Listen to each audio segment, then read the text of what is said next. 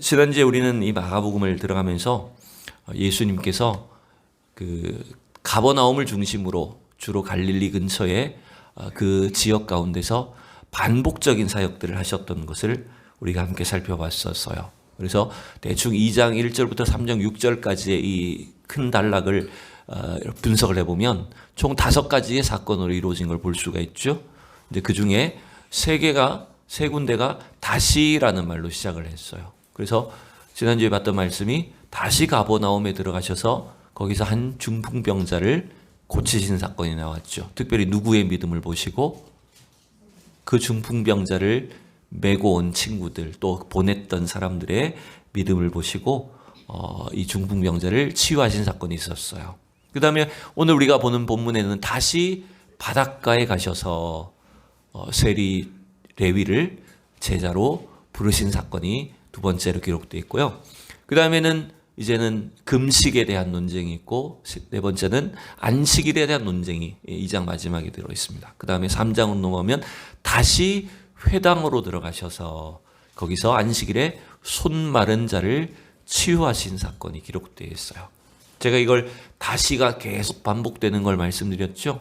예수님의 반복적인 사역은 뭘 의미할까요? 그것은 이 땅에 오신 예수님이 누구이신지를 알려주시려는 거예요. 왜 우리에게 오셨는지를 주님은 알게 하시려고, 모기가 나한테 막 붙네. 알게 하시려고 이렇게 반복적인 사역을 하신다는 것을 볼 수가 있는 것입니다. 그래서 여러분, 우리는 예수님이 하신 말씀이나 예수님이 행하신 행적의 아주 일부분만을 놓고 예수님은 이런 분이구나. 예수님은 이 일을 위해서 오셨구나. 단순한 논리로 판단하면 안 된다는 거죠. 궁극적으로 여러분 예수님 이 땅에 왜 오셨을까요? 이 마가복음 10장에 보면 우리 예수님이 이렇게 말합니다. 같이 읽어봅시다. 시작. 인자가 온 것은 섬김을 받으려 함이 아니라 도리어 섬기려 하고 자기 목숨을 많은 사람의 대속물로 주려 함이니라. 아멘. 여러분 이 땅에 예수님이 오신 이유는 바로 우리를 위해서 자기 목숨을 대속물로 내어주기 위해서 오셨다는 겁니다. 특별히 여러분 예수님 누구를 섬기려 하시는 걸까요? 누구를 위해서 자기 목숨을 내놓으시는 걸까요? 우리들이죠. 근데 우리가 어떤 존재일까요? 바로 우리가 병든 자고 죄인이라는 겁니다. 오늘 본문이 그걸 가르쳐주고 있어요. 여러분 만약 이걸 한번 상상해 봅시다. 여러분 앞에 지금 두 사람이 있다고 생각해 봐요. 두 사람이 있어요. 근데 한 사람은 참 생긴 것도 멀쩡하고 옷도 깔끔하게 차려입었어요. 보니까 얼굴도 여러분 빛이 나고 이 향수를 뿌렸는지 좋은 냄새가 나는 이 사람이 여러분 앞에 딱 서 있어요. 근데 반대쪽에 한 사람은 완전히 전혀 반대예요. 머리를 언제 감았는지 머리가 막 떡져 있어요. 얼굴에 때국물이 흐르고 옷은 막 낡은 옷을 입고 곁에 가기만 해도 냄새가 나는 그런 사람이 반대쪽에 서 있다면 여러분 어떤 사람을 오늘 사귀시겠습니까? 어떤 사람하고 여러분 대화를 나누고 싶습니까? 당연히 여러분 깨끗한 옷 입은 사람, 좋은 냄새가 나는 사람, 그죠? 그 사람하고 어울리기를 원하죠. 더럽고 냄새나는 이 사람은 우리가 피하고 싶은 대상일 뿐이죠. 여러분 오늘 이 땅에 예수님 오신 것은 바로 그런 죄인들을 만나기 위해서 오셨다고 말합니다. 예수님 당시의 유대인들은 특별히 이 바리새인들과 서기관들 같은 종교인들은 사람을 여러분 두 가지로 구분합니다. 자신들의 종교와 율법의 관점에서 사람을 구분할 때 어떻게 구분할까요? 그것은 바로 자기들의 기준에 의로운 사람과 반대로 죄인으로 구분을 하는 겁니다. 정결한 사람과 부정한 사람으로 구분을 해요. 근데 그것은 하나님이 보시는 그런 기준이 아니라 자신들의 종교적인 평가를 가지고 죄인과 의인으로 구분을 한다는 거예요. 그래서 여러분 여기서 죄인은 유대인들이 이 규정하는 죄인은 어떤 사람이냐면 흉악한 죄를 저지른 그런 사람만을 말하는 게 아니라 종교적으로 타락한 사람, 또 그 당시 유대 사회에서 쫓겨난 사람들, 천한 직업을 가진 사람들, 또 이방인이나 사마리아 사람들, 또한 여러분 율법적인 규범을 따르지 않는 그 사람, 종교적인 기준에서 벗어난 사람들을 죄인이라고 취급을 하는 거예요. 유명한 그 랍비, 이스라엘 역사가 중에 한 사람이었던 요아킴 예레미야스라는 이 사람은요, 고대 이 랍비 문헌들을 연구한 사람이에요. 그래서 이 사람이 그 당시에 예수님 시대에 소위 비천한 직업을 가진 사람들, 즉 오늘 유대인의 관점에서 죄인처럼 취급되던 사람들을, 그 직업군을 이렇게 조사를 했는데 굉장히 놀랍습니다. 매우 다양한 직업군의 사람들이 천한 직업으로, 죄인으로 구분이 되는 거예요. 이런 사람들이에요. 당나귀 몰이꾼, 낙타 몰이꾼, 뱃사공, 마부, 목동, 소매상인, 깜짝 놀랄 만한 것은 의사도 여러분 천한 직업에 속했어요. 고대에는요. 지금은 우리나라 이번에 의대 가겠다고 뭐 수능 엄청 많이 보고 난리가 났죠. 고대에는 의사가 굉장히 천한 직업, 죄인처럼 여겨졌어요. 또 푸죽간 주인, 개똥 치우는 사람, 의사가 개똥 치우는 사람하고 거의 동급이에요. 대장장이, 무두장이, 석공, 행상하는 사람, 이발사, 빨래하는 사람, 또 투전꾼, 엄청 많죠. 고리대금업자. 그 마지막에 세리가 붙어 있어요. 여러분, 이게 왜 그럴까요? 왜 의사가 이렇게 천한 직업에 죄인처럼 여겨졌을까요? 왜냐하면 부정한 걸 만져야 되잖아요. 사람의 그 시신이나 피나 뭔가 이렇게 부정한 것들을 다 처리하고 만져야 되는 직업이니까, 의사가 여러분 지금은 돈을 많이 버니까 굉장히 뭔가 이렇게 우대받는 존경스러운 직업이지만, 이 당시 율법의 기준에는 굉장히 천한 직업이었어요. 뭔가 하나님으로부터 저주받은 사람처럼 그렇게 여기지는 직업이었다는 거죠.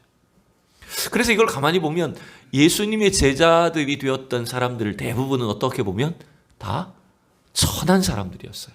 심지어 누가조차도 여러분 잘 나가는 직업이 아니라 율법적으로 보면 천한 직업이었던 거죠.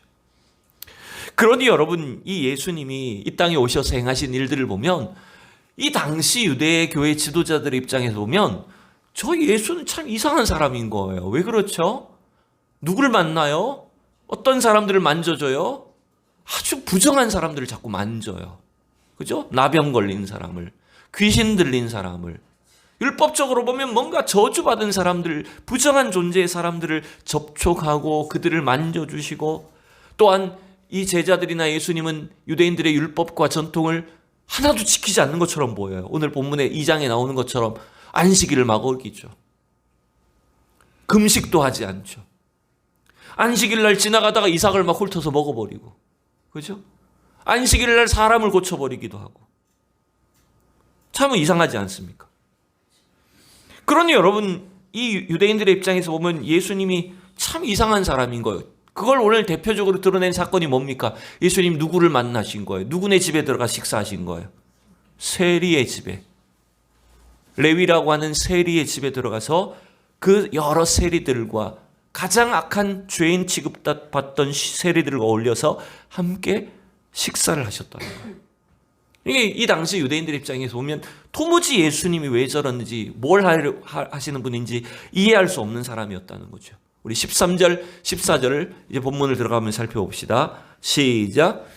예수께서 다시 바닷가에 나가심에 큰 무리가 나왔거늘 예수께서 그들을 가르치시니라. 또 지나가시다가 알페오의 아들 레위가 세관에 앉아 있는 것을 보시고 그에게 이르시되 나를 따르라 하시니 일어나 따르니라. 아멘.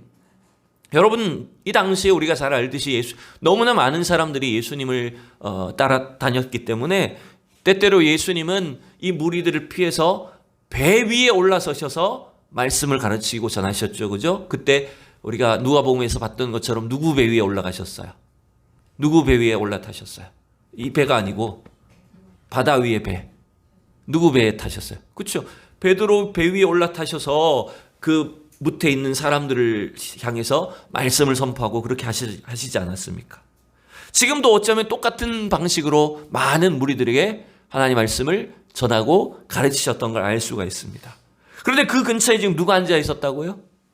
누가 앉아 있는 것을 보셨다고요? 알페오의 아들이라고 하는 레위라는 사람이 세관에 앉아 있는 것을 보시고 이렇게 돼 있어요. 여러분, 이 세관이란 것은 지금 무슨 어떤 세무서처럼 이런 걸 말하는 게 아닙니다. 사람들이 주로 통행하고 장사하고 교역하는 그 통로에 딱 자리 하나 펴갖고 뭐 하는 사람일까요? 돈 뜯어내는 사람이에요. 딱 차지해갖고 지나갈 때마다 이제 세금 걷는 사람이에요. 여러분, 이 세리가, 레위라는 사람이 여러분 누군지를 우리는 알고 있어요. 어떻게 아냐면 마태복음 9장 9절에 보면 나옵니다. 같이 한번 읽어봅시다. 예수께서 그곳을 떠나 지나가시다가 마태라 하는 사람이 세관에 앉아 있는 것을 보시고 이르시되 나를 따르라 하시니 일어나 따르니라. 마가복음에는 이름이 나오지 않았지만 마태는 자기 이야기니까, 마태복음 자기가 썼잖아요. 자기가 누구인지를 여기서 정확하게 밝히고 있습니다. 이 마태는 바닷가에서 지금 각종 세금을 받고 계산하는 사람이었어요. 오늘날이면 여러분, 이 세리라고 하는, 세리가 아니라 이 세무공무원이라는 직업이 굉장히 여러분 인기 있는 그런 공무원이죠. 근데 여러분, 이 당시에 이 마태를, 세리를 좋게 보는 사람은 아무도 없었습니다. 앉아있는 마태에게 친근하게 말을 건네주는 사람도 없었습니다. 그 마태를 볼 때마다 여러분, 이놈은 우리나라를 팔아먹는 매국노마 같은 놈이고 또 칼만 안 들었을 뿐이지 흉악한 강도라고 이렇게 그 마태를, 세리들을 비방했을 겁니다. 그런데 예수님은 그 마태를 주목하여 보셨다는 거예요. 여러분, 앞서서도 중풍병자가 오셨을 때 그의 믿음을 주목하여 보셨던 것처럼 오늘 본문에서도 이 세리를 어떻게 하셨다고요? 예수님이 보셨다고 말합니다. 여러분, 주님이 보시는 게 중요한 겁니다. 사람들이 보는 것과 하나님이 보는 건 전혀 다른 시각인 걸 알 수가 있죠. 사람들은 이 세리를 바라볼 때 저런 매국노마 같은 놈, 나라를 팔아먹은 놈, 악질적으로 이 세리를 바라보며 비방하고 욕했겠지만 예수님은 그 세리 안에, 마태 안에 또 다른 인간의 모습을 보고 계셨습니다. 그게 뭘까요? 이 마태 안에는 자기가 생존을 위해서 지금 동족들의 피를 빨아먹는, 권력에 빌붙어서 세금을 이렇게 강제로 징수하는 이런 일을 하고 있지만 자신 안에 이 죄의 문제 때문에 괴로워하고 있는 사람이었다는 거예요. 해결할 수 없는 죄의 무게를 인해서 몸부림치는 사람이었다는 겁니다. 그래서 이 세리는 사람들로부터 냉대와 천시를 받으면서도 지금 옆에 지나가고 있는, 혹은 그 근처에서 말씀하시는 주님의 음성을 가만히 귀 기울여 듣고 있었을 겁니다. 여러분, 이 땅에서 예수님이 찾으시는 사람 누군지 압니까? 예수님이 어떤 사람들을 위해서 오신 줄 압니까? 그것은 이 세상 속에서 잘난 사람들을 위해서 오신 게 아닙니다.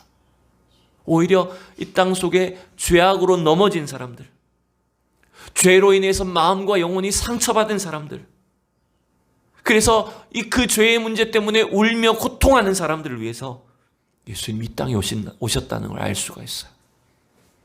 그걸 알지 못하는 이 당시 유대인들은 어떻게 주님을 바라볼까요? 오늘 15절, 16절을 봅시다. 시작.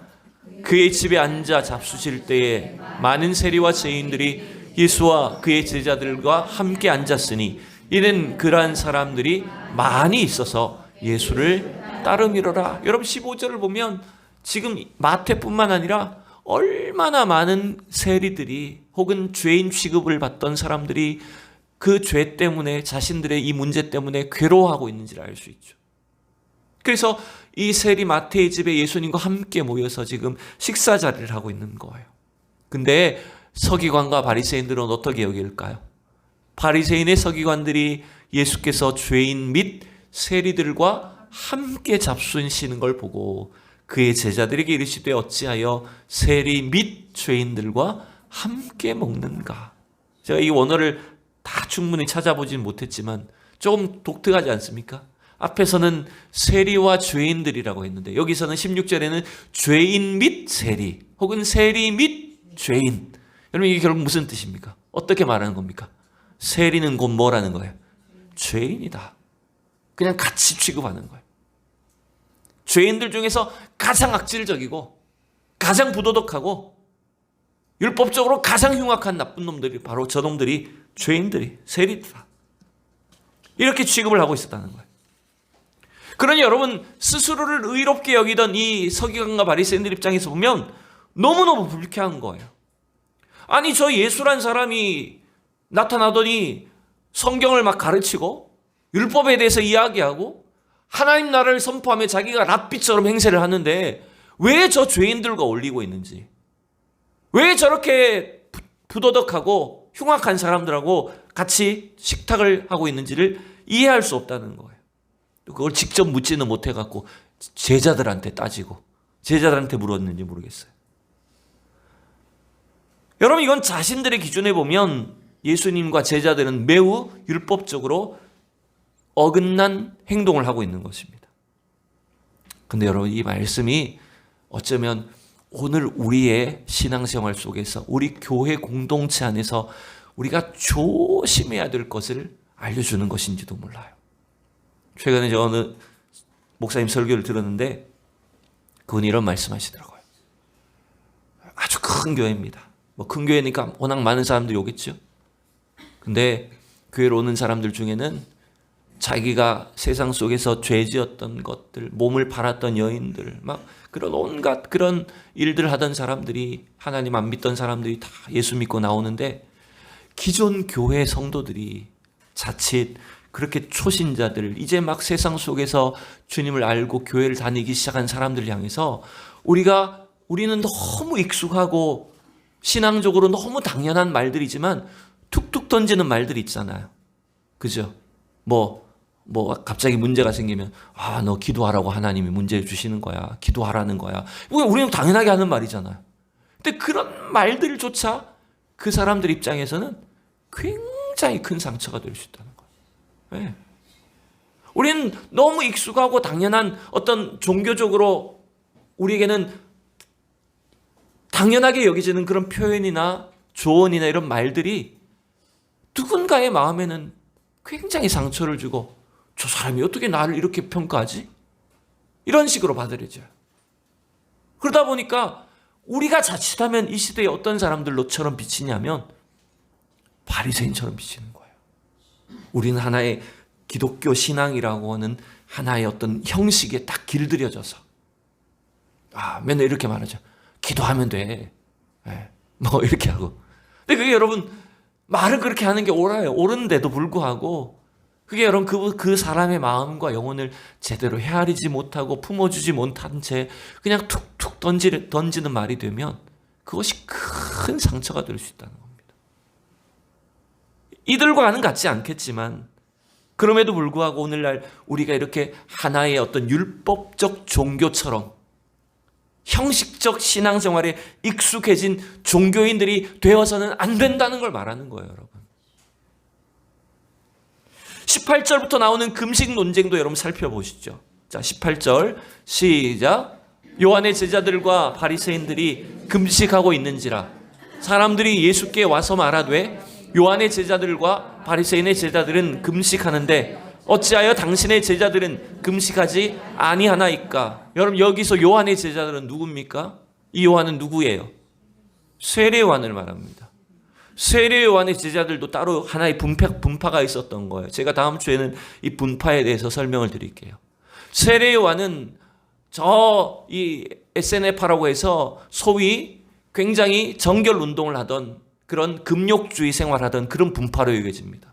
그러니까 그런 사람들로부터 바리새인이나 서기관들이나 이 당시에 많은 유대인들은요, 일주일에 2번씩 금식을 했습니다. 월요일과 목요일을 금식일로 정해서 금식을 했어요. 원래 사실은 구약에 그렇게 금식일이 정해져 있는 것은 아닙니다. 그런데 보통 언제 금식을 하냐면 1년에 한 차례는 대속죄일에 이제 금식을 해요.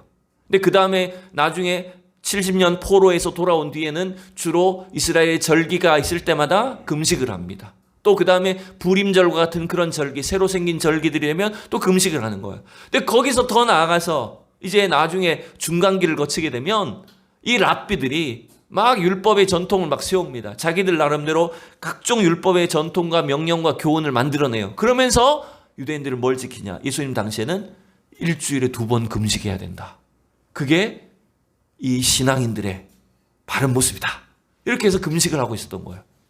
요한의 제자들도 마찬가지고 바리새인들도 마찬가지였어요. 근데 지금 예수님과 그 제자들은 어떻게 해요? 금식하기는커녕 세리의 집에 가서 먹고 있는데, 안식일도 제대로 안 지키는데, 그러니까 이들이 봤을 때는 이게 매우 못마땅해 보였던 거예요. 여러분, 우리가 잘 기억해야 되죠. 금식의 원래 의미는 뭡니까? 왜 금식하는 겁니까? 다이어트 하는 겁니까? 금식의 원래 의미는 뭡니까? 금식은 2가지입니다, 여러분. 회개와 기도입니다, 여러분. 우리의 죄를 회개하기 위해 하나님 앞에 금식하고, 그 다음에 우리의 절박한 간구를 가지고 하나님 앞에 나아가 기도할 때 금식하는 거예요. 그래서 여러분, 금식하는 모습이 항상 옷을 찢는다든지 죄를 뒤집어 엎는 것과 연관이 되어 있잖아요. 근데 문제는 지금 유대인들이 어떻게 돼버린 겁니까? 그런 원래의 금식의 의도와 목적은 다 잃어버리고 형식만 남은 거예요. 우리는 이렇게 매주 두 차례씩 금식하는 사람들이야. 우리는 매주 몇 차례씩 기도하는 사람들이야. 이게 하나의 자기의 자랑거리가 돼요. 종교적인 우월성이 돼버린 거예요. 금식한다고 여러분 구원받습니까? 금식한다고 여러분 죄가 해결됩니까? 여러분, 이 바리새인과 서기관들의 문제는 뭐냐면 자신들이 가진 이 종교적인 전통과 율법을 자랑하면서 다른 사람들을 지금 죄인이라고 정죄하고 있는 거예요. 이들의 관심은 구원의 목적이 있지 않았어요. 자신들의 우월성을 드러내는 데만 목적이 있었어요. 그래서 여러분, 이들의 그 율법으로는 죄인을 구원에 이르게 할 수가 없다는 거예요, 여러분.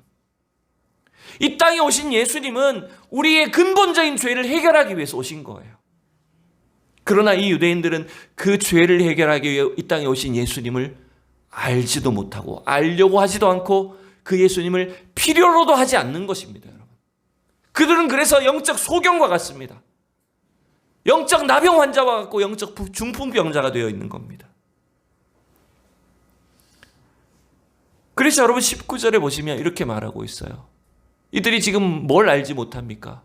예수께서 그들에게 이르시되 혼인집 손님들이 신랑과 함께 있을 때 금식할 수 있느냐? 신랑과 함께 있을 동안에는 금식할 수 없느니라. 여러분, 이 혼인집 신랑은 누굽니까?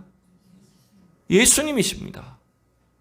바로 혼인잔치를 위해서 신랑으로 오신 분이 예수님이시고, 신랑이 왔으니까 이제 잔치가 열렸는데, 잔치하는데 여러분 신랑이 와 있는데 금식하겠다고 하는 신부가, 하객들이 어디 있냐는 거죠. 그러기에 여러분, 우리가 그 예수님을 모신 기쁨, 그 은혜 가운데 우리는 주님의 그 사랑을 누리는 사람들이 돼야 된다는 거예요. 천국의 기쁨을, 잔치를 누리는 사람들이 돼야 된다는 거예요. 근데도 불구하고 지금 이 유대인들은 계속해서 자기들의 그 종교적인 신념 혹은 율법의 전통을 따라 금식해야 된다고 그걸 고집부리고 있는 거예요. 그러니 여러분, 결국 이 사람들은 신랑으로 오신 예수님을, 구원자이신 주님을 알아보지를 못하는 겁니다. 주님을 필요로 하지 않는 사람이 된 겁니다. 스스로를 의롭다고 여기지만 결국은 예수님을 영접하지 않는 죄인인 것입니다. 그래서 결국 그들은 새 포도주로 오신 예수님을 담지 못하는 주머니들이 되어버리는 거예요. 그게 율법이라는 거죠. 여러분, 오늘 이 말씀의 결론은 결국 어디로 요약이 될까요? 17절로 요약이 되는 거죠. 자, 17절 우리 다 같이 읽어봅시다. 시작. 예수께서 들으시고 그들에게 이르시되 건강한 자에게는 의사가 쓸데없고 병든 자에게라야 쓸데있느니라. 나는 의인을 부르러 온 것이 아니요 죄인을 부르러 왔노라 하시니라. 아멘. 우리가 병원에 가면 너무 불친절하고 권위적인 의사 선생님을 별로 좋아하지 않습니다. 근데 여러분, 반대로 의사 선생님들이 싫어하는 환자도 있습니다. 누구를 싫어할까요? 어떤 환자를 싫어할까요? 네? 네. 의사 말 안 듣는 환자 아마 싫어할 거예요. 그리고 자기가 자기 몸을 다 안다고 의사가 설명해줘도 내가 아는데 내가 고칠 수 있다고 말하는 사람들, 의사의 진단과 처방을 따르지 않는 사람을 싫어할 거예요. 또 더 나아가서 자신의 병듦을 인정하지 않는 사람, 고집 부리는 사람을 의사가 별로 좋아하지 않는 거예요. 지금 이 유대인들, 서기관과 바리새인들이 어떤 사람들인 겁니까? 자신 어떤 사람이라고 말해요? 나는 건강해. 의사 필요 없어. 나는 의로운 사람이야. 구원자가 필요 없다는 거예요. 스스로 의롭다고 여기고 아무 죄가 없다고 여기는 이 서기관과 바리새인들은 자기를 지금 건강한 자로 여기는 겁니다. 의사를 필요로 하지 않고 의사이신 주님의 말도 들으려고 하지 않고 예수님을 따르지 않고 있는 겁니다. 이 땅에 예수님 오신 이유가 뭐예요? 누구를 위해 오셨다고요? 죄인을 위해서, 병든 자를 위해 오신 거예요. 여러분, 사실 우리가 스스로 뭔가 의로운 줄 알고 건강한 줄 알지만 근본적으로 인간이 어떤 존재예요? 근본적으로 우리가 다 죄악 아래 병든 자예요, 여러분. 죄로 인해서 망가진 사람들이에요.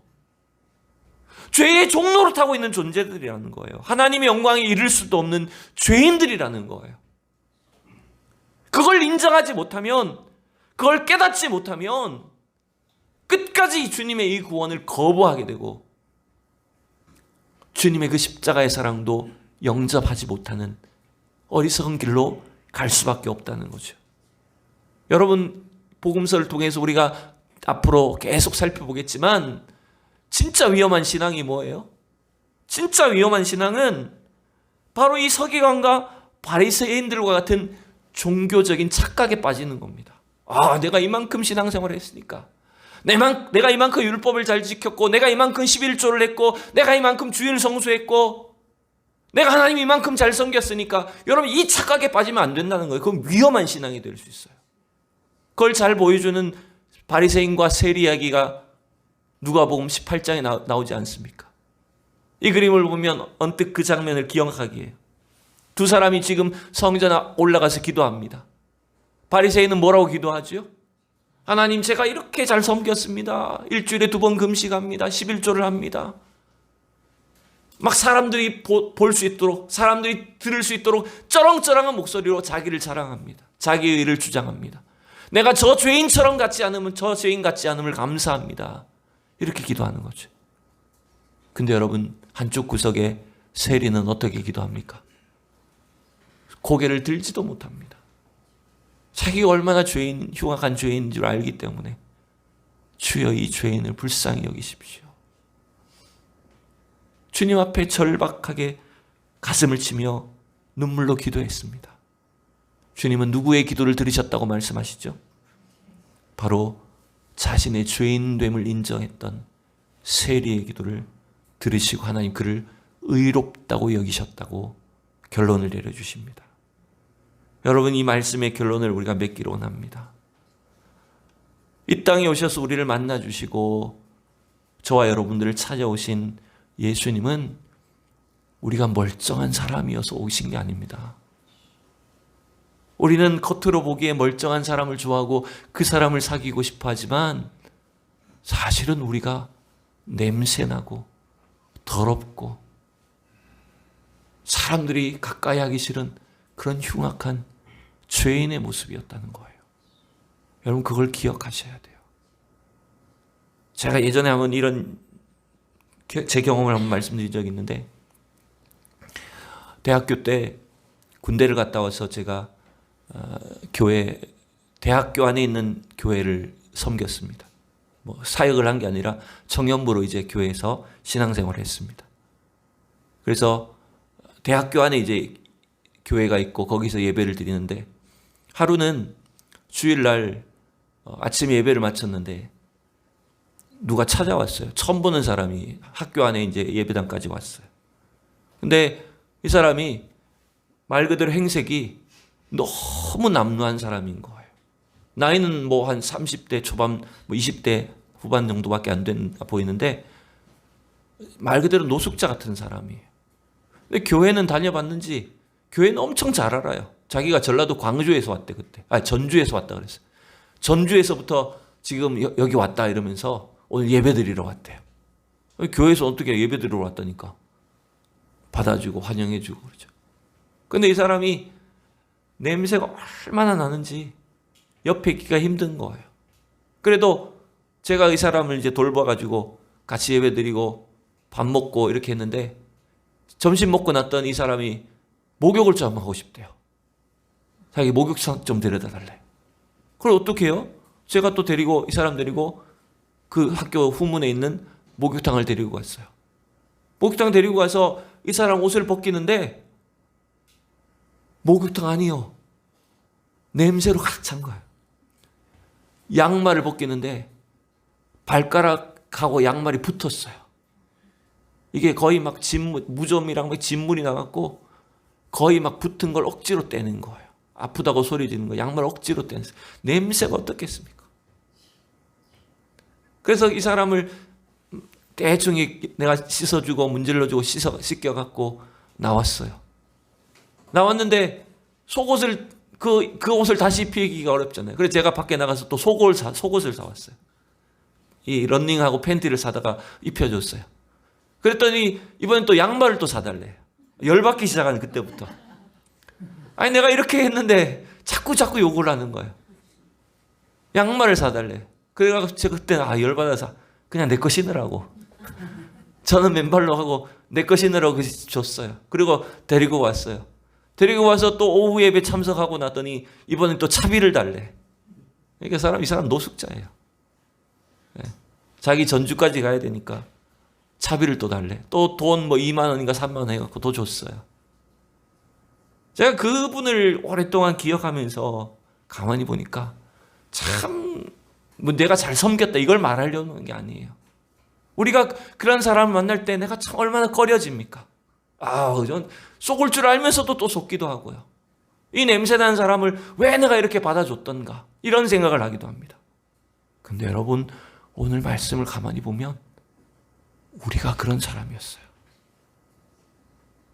우리가 세상 사람들이 볼 때 혹은 종교적으로 의인들이 봤을 때 우리가 그런 부족한 죄인들, 냄새나는 사람들 그런 존재였어요. 예수님이 우리를 버리지 않으셨습니다. 우리를 찾아오셨어요. 우리와 함께 식사해 주셨어요. 우리를 씻어 주셨고 우리의 옷을 입혀 주셨어요. 여러분 그 주님의 사랑과 은혜를 기억할 수 있기를 축원합니다. 그래서 여러분 오늘 우리의 성도들의 신앙생활이 절대로 종교적인 율법적인 수준에 빠지면 안 됩니다. 날 만나주시고 내 안에 들어와 주셔서 나와 함께 먹고 마시는 그 주님을 모신 잔치자리가 되게 하셔야 됩니다. 신랑이신 예수님이 나를 신부로 맞아주신 그 은혜 때문에 감사하며 주님께 예배하고 잔치하는 그런 신앙생활이 될 수 있기를 축원합니다. 그래서 그 은혜를 감사하며 때때로 우리의 죄와 연약함 때문에 주님 앞에 기도하고 금식하면서도 나를 부족한 나를 의롭다고 여겨주신 그 주님의 사랑 때문에 하나님 나라에 여러분 담대히 들어갈 수 있는 우리 성도들이 다 될 수 있기를 축원합니다.